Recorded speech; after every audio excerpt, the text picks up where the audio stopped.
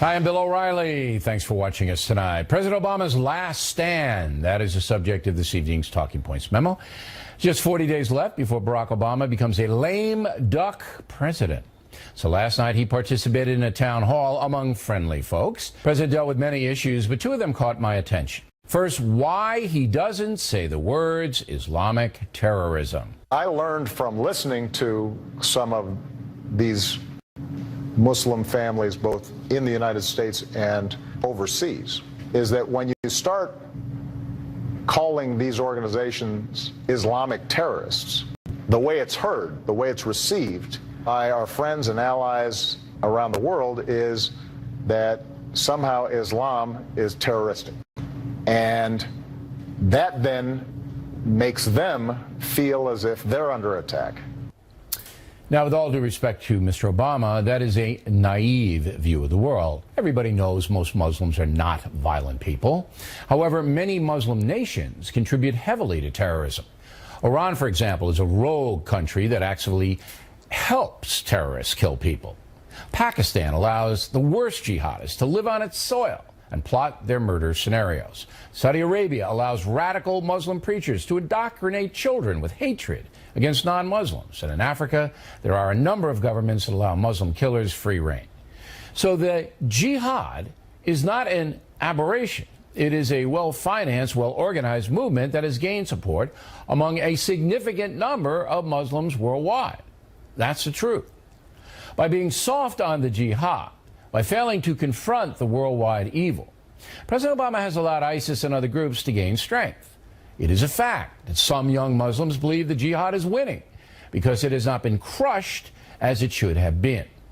There's no question that Barack Obama is sympathetic to the peaceful Muslim world, and that's not a bad thing. We need allies like Jordan, Egypt, and Morocco. Those countries help us, and we should not alienate them. But any rational Muslim is not going to take offense at the words Islamic terrorism. Why? Because that would be irrational. While visiting France this summer, I saw firsthand how the French people have generally turned against all Muslims. You can hear and feel the bitterness over the ISIS attacks. Also because of mass Muslim immigration into France. Some of that bitterness is not rational and could be mitigated if the French Muslim population would outwardly condemn the jihad. That has not happened to any meaningful extent. And all over the world, many Muslims stay silent. President Obama's primary obligation is to protect the American people. A strong argument can be made that he has not done that effectively. The enemy needs to be defined, Mr. President. And if some people get their feelings hurt, that's too bad. The second thing that caught my attention in the town hall was disrespect toward the USA. As you know, some Americans believe this is not a noble country, that blacks, for example, are treated harshly by the system simply because of their skin color. The football player Colin Kaepernick believes that, and so he is disrespecting the national anthem. A few other athletes have followed him, and some kids have as well. Mr. Obama addressed it.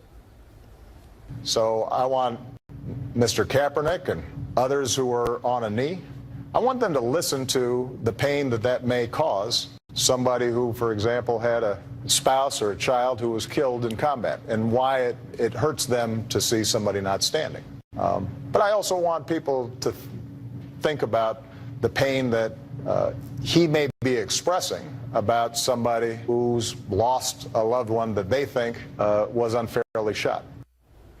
That is a false equivalence that Mr. Obama is putting forth.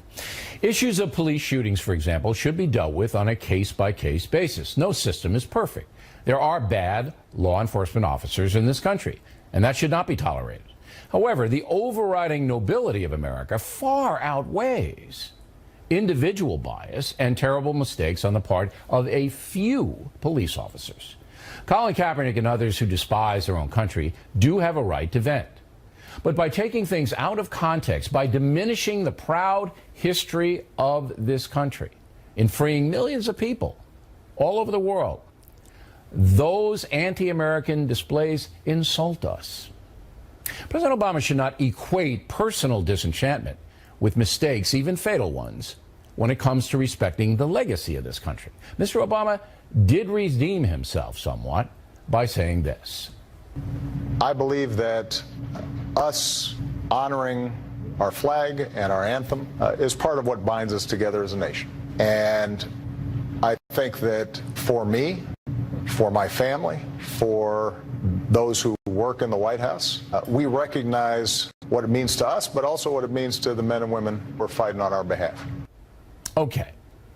The mark of strong leadership, and that's what we need in this country, strong leadership, is to take a stand. Mr. Obama understands that diminishing America is a bad choice. But somehow, he always equivocates and does not make his points with certainty and clarity. There are not two sides to this story. America is a noble nation, period. Those who dissent have to be tolerated, but you don't have to applaud that dissent if it is misguided and uninformed. As for the jihad, it should have been defeated a long time ago. A strong leader would have done that. Or am I wrong? And that's a memo. Next on the rundown, Donald Trump holds a closed meeting for some religious leaders today. We will tell you what happened in there. And later, Mr. Trump says America's fallen apart, and a fatal train accident in New Jersey today may be proof of that. Those reports after these messages. Campaign 2016 segment. Tonight, earlier today, Donald Trump held a closed meeting here in New York City with about 30 religious leaders, mainly Protestant and Catholic, who had a chance to question him. Let's now here in the studio, Pastor Robert Jeffress, who emceed that meeting. First of all, why no press?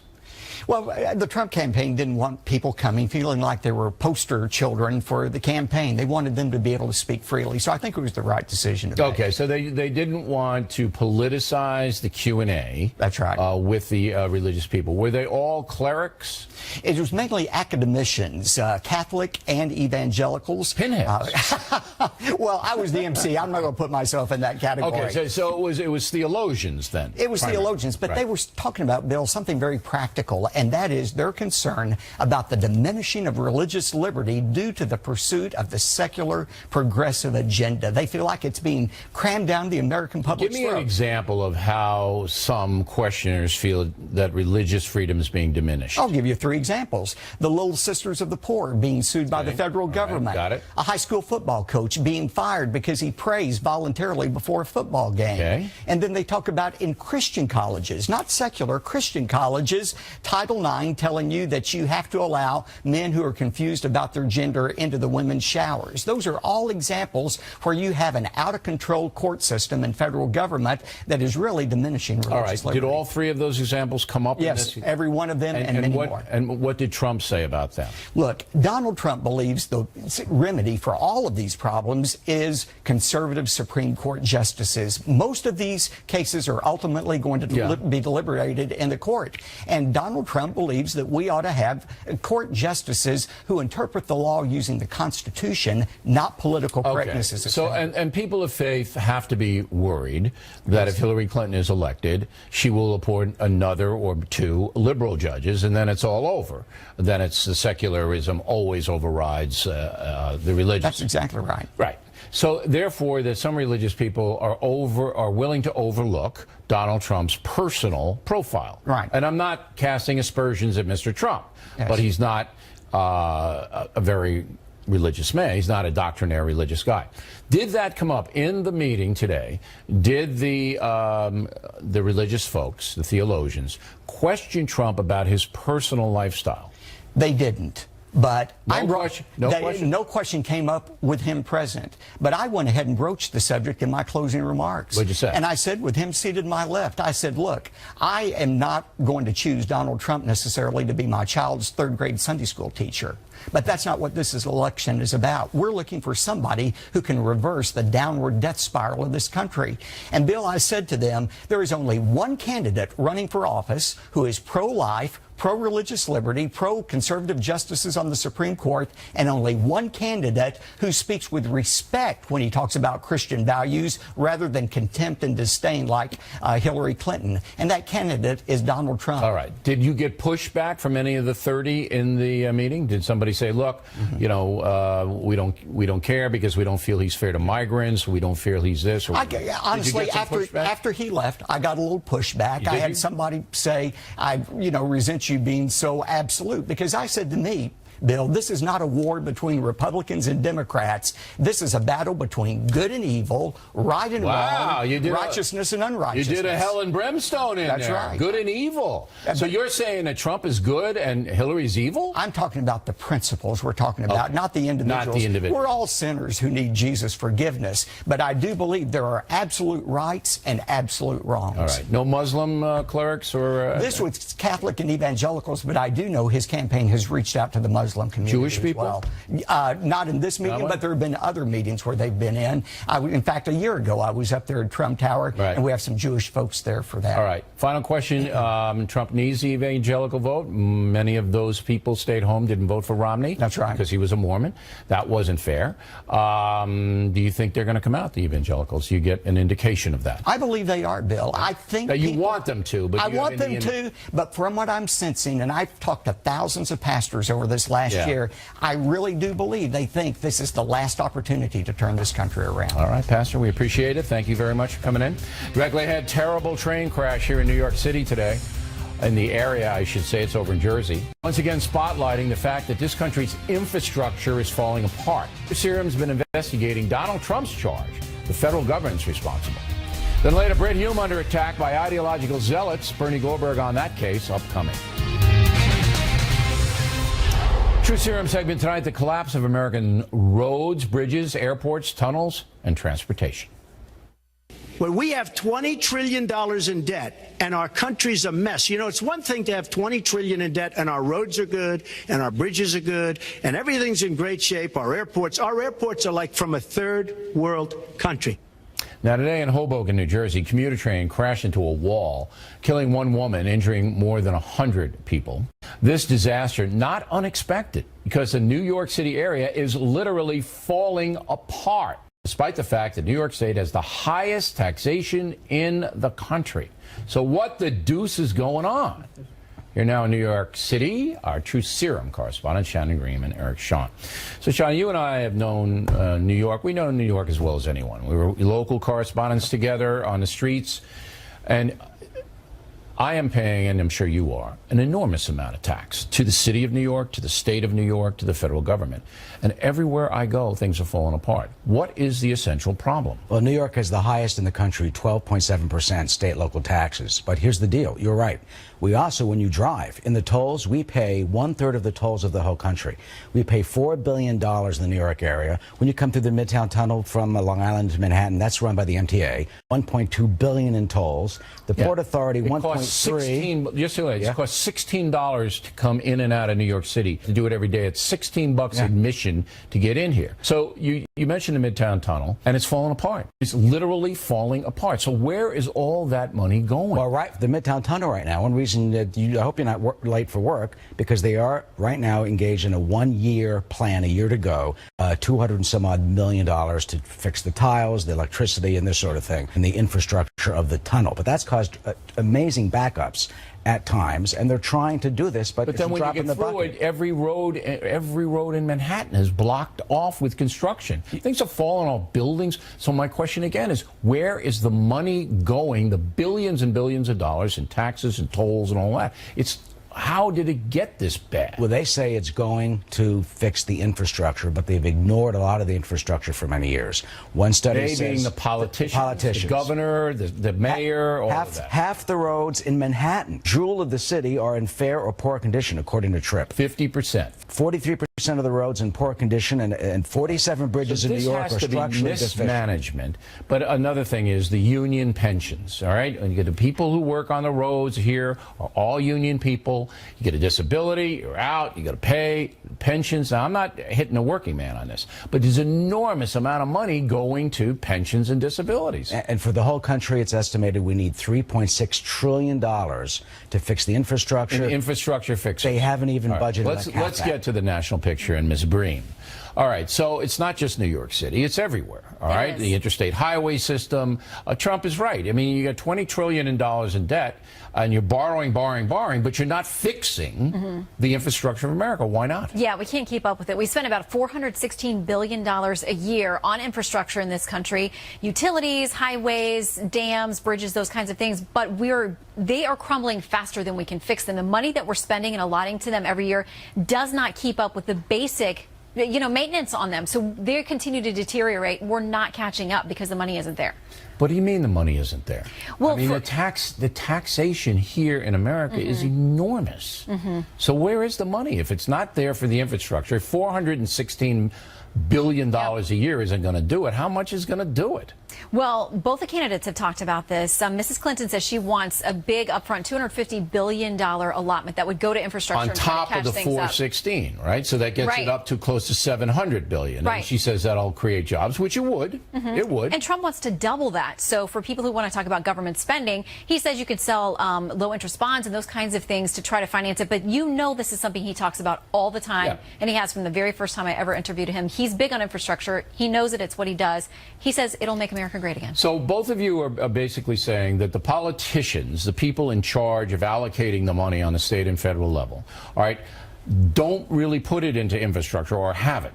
They diverted it to other places. The money went to military, and Trump made this point that it went to the Middle East. Trillions of dollars are spent in Iraq and Afghanistan and all that, while our own country is going to hell. Well, the American Society of Civil Engineers says there is a lot of money going to it, but it just cannot keep up with the demand. For example, they say that roads, you need $100 billion a year just to keep up, but we're allotting $91 billion. So we're going into the hole every single year. But that's a $9 billion shortfall. That's not the problem. But that's just to keep up with infrastructure. So forget doing anything new. These are just repairs. Right. Are there more cars on the road now? I mean, are any stats? I mean, because when I've been living on Long Island for not my whole life because I lived other places, but I was born in Manhattan, raised on Long Island. It was never this bad. It was never this bad. I mean, did everybody buy 4 new cars? I mean, does everybody have 6 cars? You've got 4. Eric's got 4. No, I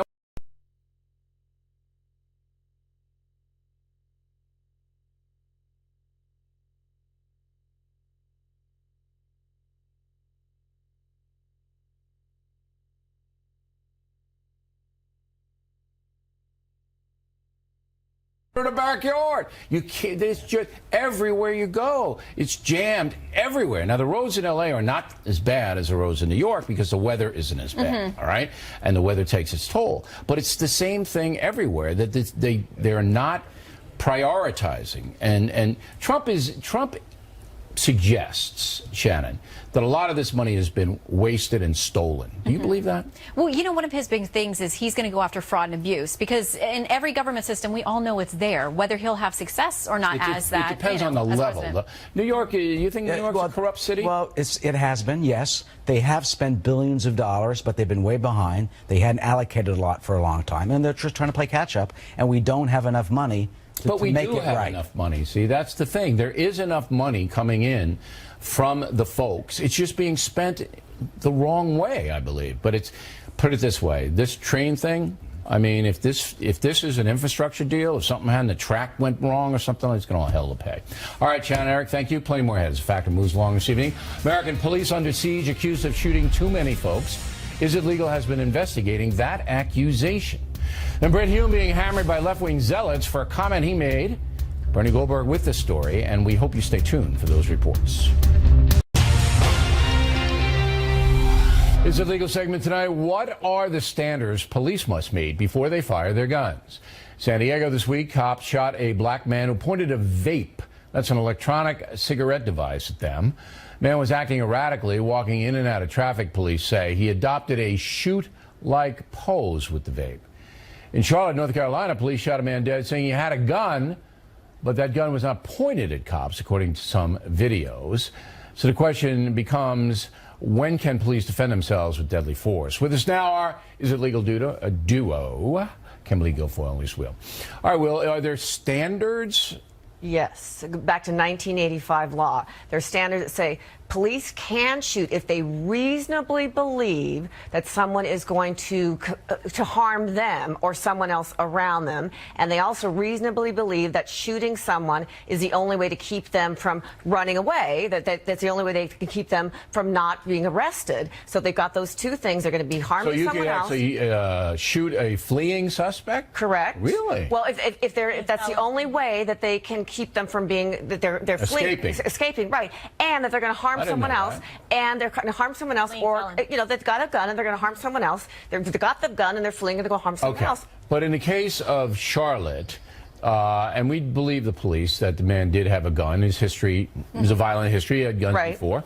DNA is supposed to be on the gun, his DNA. We believe it. But the gun wasn't pointed at police, Guilfoyle. Yes, but nevertheless, the presence even of a gun that an officer can see with the suspect refusing to comply with commands and orders by the police dramatically escalates a situation. And then if the officer feels that it is necessary, it's reasonably necessary to use force, of course you would want them to try to subdue the individual, but it really ups the ante, because a gun that's like this can be a gun that's like this. All right, so you guys are on the grand jury, because that's where these cases go, all right? For the trier of fact. Okay, and so the police officer obviously is going to say, listen, we asked the guy to do this, and that's on tape. You know, comply, would not comply. He had a firearm, not a book, as some witnesses falsely claimed. But the gun was not pointed up. That'll be enough to say justifiable? It's got to be what the reasonable police officer believed at that time. Not 20 minutes. Obviously, the police officers involved are going to say, we felt we were in danger. Right. We saw this gun. Right. He wouldn't comply.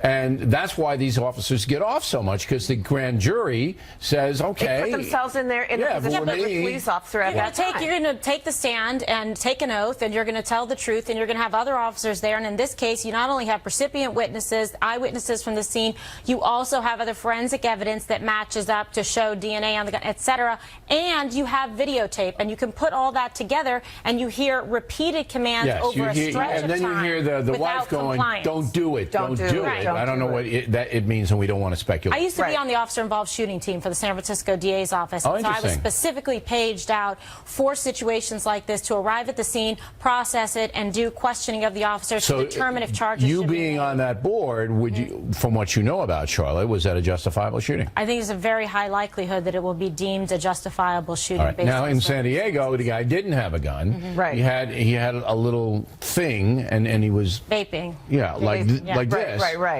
They say. All right. So is that enough? Well, but the vape looked like a gun. Okay. See, again, it's the reasonable. See, look at that. It looked like a gun. You have to put yourself in the position of that reasonable officer at the time.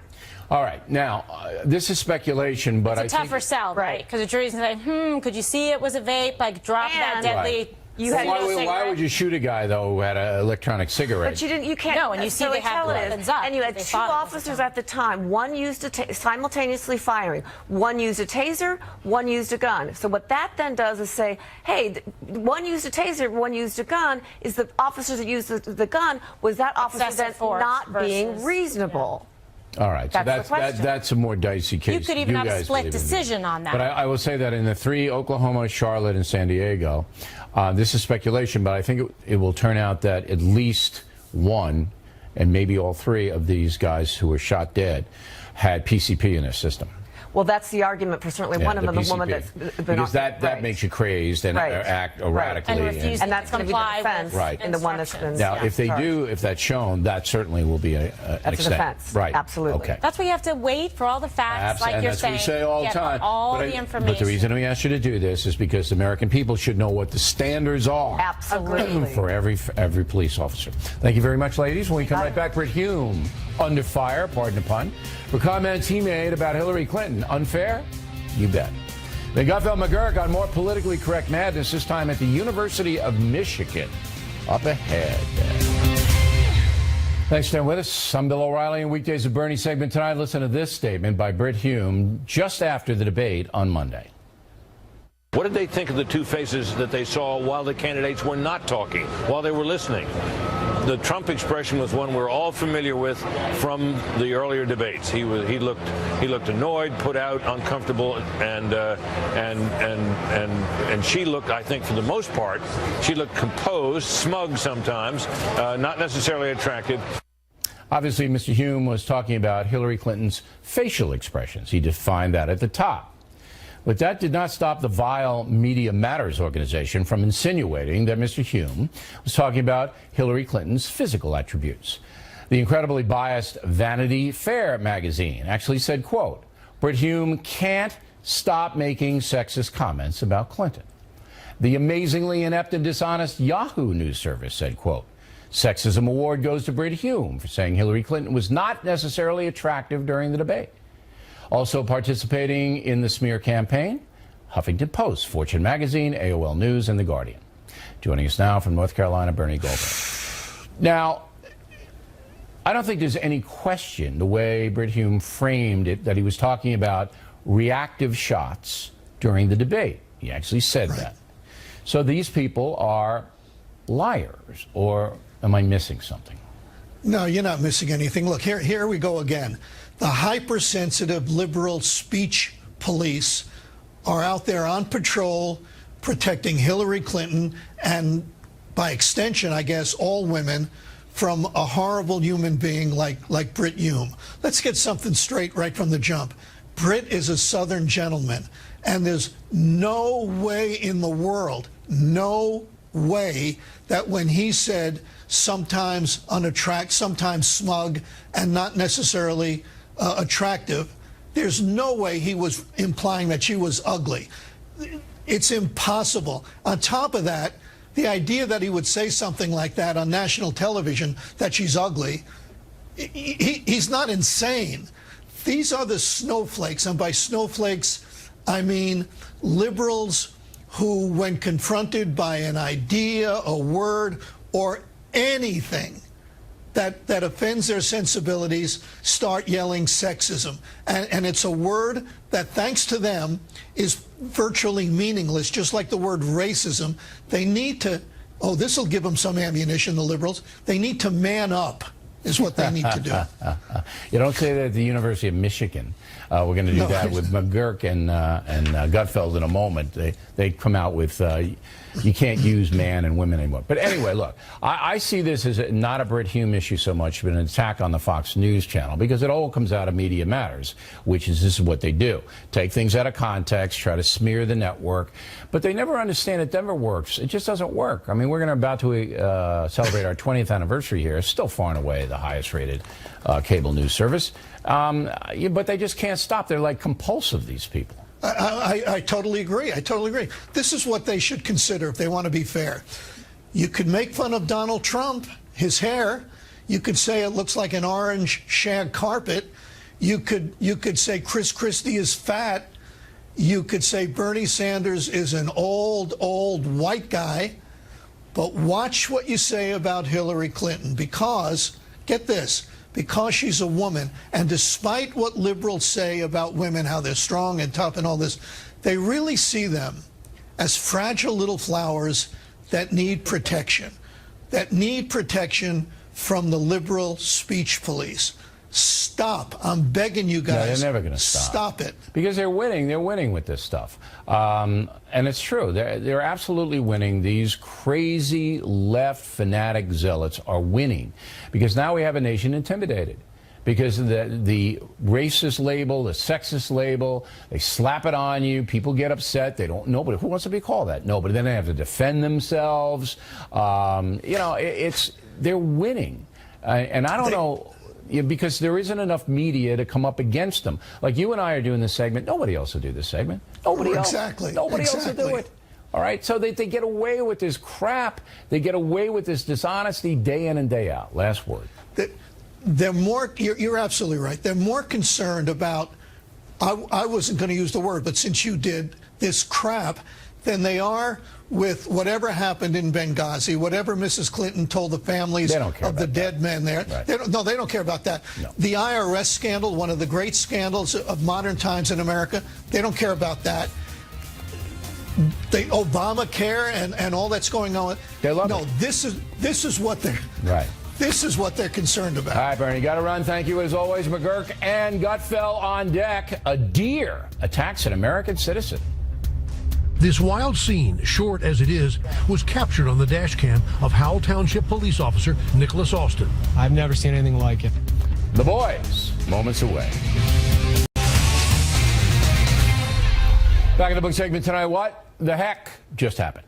As you may know, political correctness running wild on college campuses all across the USA. University of Michigan webpage now allowing students to choose their own preferred pronouns. With us now to explain further, Bernard McGurk and Greg Gutfeld. Gutfeld, what's going on in Ann Arbor here? It's Ms. Ann Arbor. Yeah. To you. You've already violated University of Michigan. They unveiled a web page to give students the opportunity to choose their own pronoun. It's an exercise in inclusiveness because he, she, him, her, those are exclusive. You need something more gender neutral like Z. They have things like M self, verse self, ter self, and I am elf on a self. Okay, so wait, let's check. Z is Z-E, right? Z-E. What does that mean? It comes from the French. It's like, I love Z beret. All right. So say you pick your pronoun, McGurk. Right. And you don't want to be referred to as him or he anymore. Do you walk in and tell the professor, you have to call me, what, Z? Z or H-I-R, here. Here. Some made up... is that the point yes, of this? That's you tell the professors what they have to call you? If you're gender neutral, that's right. And, of course, as you might imagine... You can't say miss. You can't do that anymore. If you do, you get arrested for a hate crime. No, you don't. But this sounds absurd, but you guys are telling me that in the classrooms on the campus of the University of Michigan, you can insist that your professor call you some kind of crazy thing. It started in the University of Wisconsin, University of Oregon, and of course, as you might imagine, it's not just political correctness, it's lunacy. It's madness is what it is. And the college campuses used to be fun places, right? They used to be joyful places. Now they're like indoctrination camps. I mean, with these angry, thumb-sucking crybabies looking to be victims, looking to be, offended by somebody, and they're turning into language cops, shoving all this down people's throats. And it often bleeds into the society at large is what happens. Well, it won't bleed into this society at large. I don't think it's gone far enough. If you look at vehicles, why are vehicles all feminine pronouns? Like ships and planes are called she's. What if a boat feels like a he? What if he's or a Z? Yeah. How can we do? I don't think we should be calling boats and planes she's. But like a bunch of bedwetting losers we're becoming. The Russians and the ISIS are going to be laughing at us, and also the Canadians and the Swiss if we go on this course. It's getting I can really see bad. the ISIS trial, and please don't call me a him. Right off the head. This is why elections matter, by the way. Like that. Okay, now there was this terrible incident. The video is unbelievable about a deer being struck by a car. Roll the tape. Fighting to keep a 200-pound buck from getting into her SUV in this unbelievable video. Ellen Snyder pulled no punches. Still can't get my head around it. I mean, it's crazy. I've never seen anything like this. This wild scene, short as it is, was captured on the dash cam of Howell Township police officer Nicholas Austin. I've never seen anything like it. I've lived in this town my entire life. Never seen or heard anything ever like that before. So the deer hit, the car hit the deer, and then the guy stopped and tried to find out, the damage, and the deer actually went into the car after the guy. That's right. It actually was a woman, believe it or not. Yes, but Z. A Z, perhaps, possibly. I don't want to offend anybody, but listen, you maybe could get another book out of this, Killing Bambi, right? Go for the low-hanging fruit here. But look, was this staged? That's my question, because these dash cams, when you really need them... The deer died, didn't it? It was a heroic death. The deer died. Yes. So it's a terrible story. I mean, and the deer was obviously confused and didn't know what to do. The reason we're doing it is because there are some things that you can do to avoid hitting deer. And at first, if you live out in the countryside after dark, I mean, you gotta slow down. You gotta. I mean, you can't be driving the pickup truck 90 because you're going to hit something. And the second thing is, and I didn't know this, if you do see a deer and the deer comes out, if you blast the horn, all right, that's why there are no deer in New York City, because horns are blasting 24/7. If you blast a horn, a deer is going to get out of there. That's true. That's true. So that's the big impediment. I give the deer. It's a menace. This was a last final act of a deer, was to say, if I'm going down, I'm taking another car with me. Yeah. I thought that was it was pretty heroic. I just wonder if there's some way we can blame the cop. in this whole matter. No, but we, you know, all life should be. Yes. All life. All right. Gentlemen, thank you. Factor tip of the day, one of the best parts of my job here at The Factor. I'm going to tell you what it is in just a few moments. Factor tip of the day, a big perk I get from anchoring The Factor in a moment. First, we are encouraging y'all to become BillO'Reilly.com premium members. That's because you get all kinds of inside stuff about the presidential campaigns on your own personal newscast every day. And very nice discounts on all our stuff. Remember, gift giving will start shortly. Also, if you sign up or re-up, you get a free copy of Killing the Rising Sun or any of my other books, plus a copy of the Constitution. Rising Sun, massive hit. More than 1.3 million copies already in print after just 2 weeks in the marketplace. BillO'Reilly.com. There you go. Thank you all. Now the mail, Deborah Burton, Sarasota, Florida. Hey, Bill, you went on and on about Kaepernick in the Trump interview. No one cares, wasting time. Disagree, Deborah. Big picture is declining respect for America among its own citizens. Mr. Trump promises to make America great again. So the respect issue is a keystone of that. Dr. Alexandra Marks, Newport, Rhode Island. Mr. O, it's always interesting to see you interview Mr. Trump. It's sort of two alpha males going at it. I suspect you're trying to out-alpha Trump. Not at all. My job is to provide insights into both candidates, Doctor. Therefore, I ask questions designed to do that. Dick Meyer, Charlotte, North Carolina. Bill, you are getting worse with Trump. Trying to get him to say things that make headlines is a disgrace. John Ferguson, Dublin, California. Good job with Trump, O'Reilly. You held his feet to the fire. He kept his shoes on, John. I simply asked questions I thought you guys would want to hear. Steve Biggs, Aberdeen, New Jersey. When is Hillary Clinton getting interviewed? Working on it, Steve. Working on it. In the meantime, Mr. Trump gets his word out consistently on The Factor. Last night's interview was printed verbatim by the Washington Post. I never saw that before.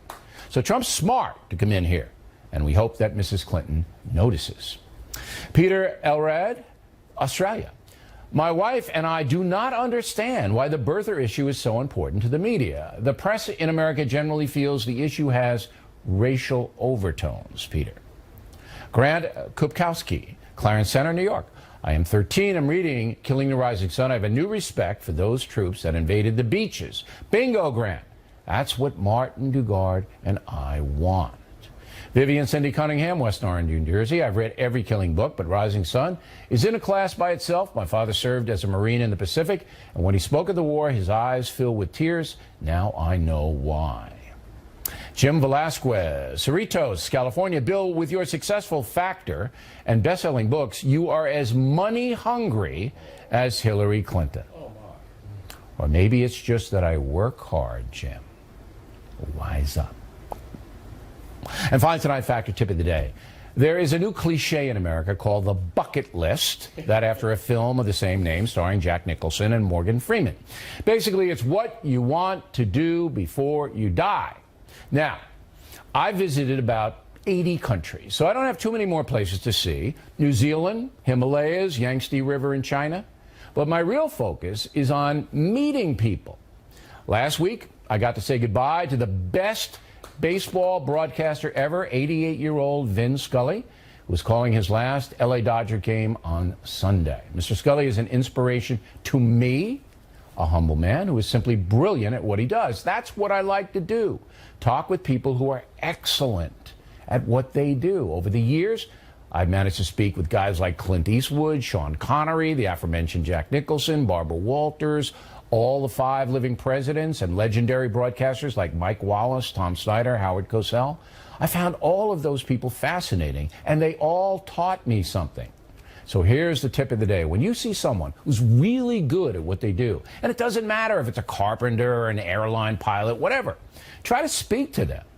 You'll learn something, and sometimes the benefit to you will be huge, as they say. And that is it for us tonight.